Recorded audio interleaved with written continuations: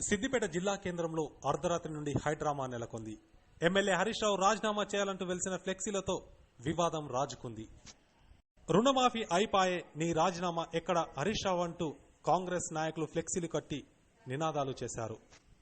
ఫ్లెక్సీలను తొలగించేందుకు ప్రయత్నించిన బీఆర్ఎస్ కార్యకర్తలకు కాంగ్రెస్ కార్యకర్తలకు మధ్య వాగ్వాదం చోటు చేసుకుంది. రోడ్లపై కార్యకర్తల మధ్య పోటాపోటీ నినాదాలతో అర్ధరాత్రి హైటెన్షన్ వాతావరణం నెలకొంది. ఇరు వర్గాలను చెదరగొట్టి పోలీస్ స్టేషన్ కు కార్యకర్తలను తరలించారు పోలీసులు. దమ్ముంటే